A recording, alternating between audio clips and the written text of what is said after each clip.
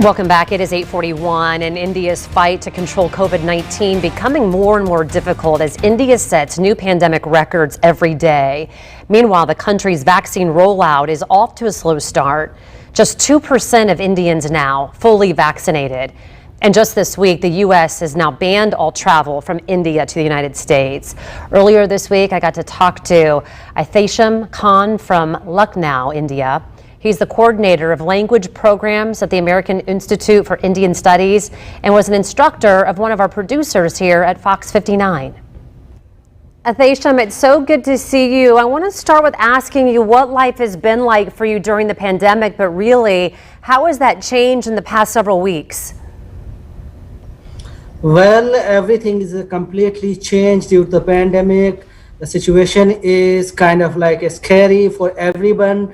And as you might know that here is a complete lockdown, so people are not going outside of their home, and many people are affected with the COVID. If you go out, if you go on the road, you will see lots of ambulances running, sounds is coming, and also some dead bodies is they are taking from the dead body cab. So the situation is kind of like very, very scary. People are scared, hide it inside the home, and those who need something, they have to go out from their house. Also, those who are not able to manage their livelihood, somehow they have to go outside the house. That is the situation, and people are very scared about the situation. Yeah, I'm thinking about, like you mentioned, how are they getting food enough if they're too afraid to go out? Hopefully they had some supplies. Are there enough, workers or people that are volunteering to help those in need? Well, on the private, in the private level, you can say the non-governmental organization and some people has created the social group, and they are working tirelessly. But through the government sector, like there is not that kind of support. Maybe they don't have that kind of like infrastructure. They were not ready for that kind of situation. So from their capacity, government is doing their best, but that's not sufficient. That's a very, very less. So people are basically depend on the group has created by the social society. So public society, they are providing the food, they are providing the help, they are providing any kind of support in the neighborhoods, those who want some kind of like help. I understand too that right now only 2% of Indians are vaccinated. What are some of the problems that people are facing just trying to actually get one? I'm guessing if you're stuck in the house and people are afraid to go out, they're not going out to get a vaccine either. Well, that's a very interesting question. The vaccine situation is very not very good and not very satisfactory.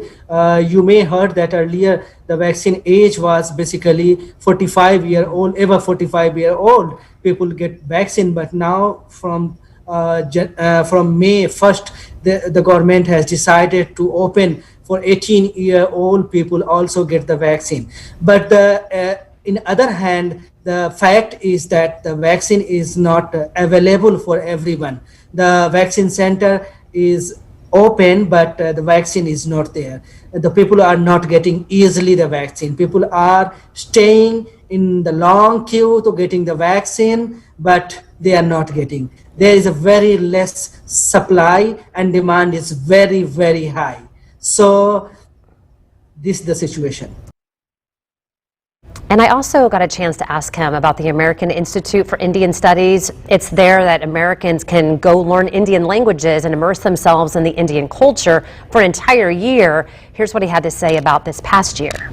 We are completely on the virtual mode, so we are teaching American students through the Zoom and through the Microsoft Teams, and we are connected. But of course, the best part of our program is the immersion, culture immersion. Is that kind of like not fulfilled that way when the students were in person program. They present here, they see and they get the opportunity to interact with the host community, to practice their language, to see the live culture, to feel the live culture, to live with them. So that portion are missing. We try to fill out somehow that we providing some recorded material, we providing some live streaming with the local native speaker to interact with our student, to talk about their life, daily life, routine life, their family, their culture. But of course, if you see the live things in front of your eyes,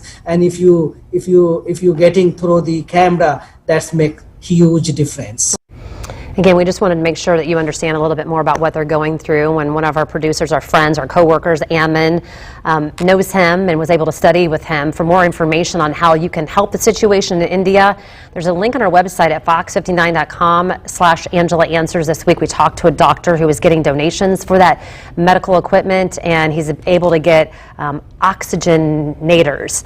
He's already gotten several from just people watching us. So.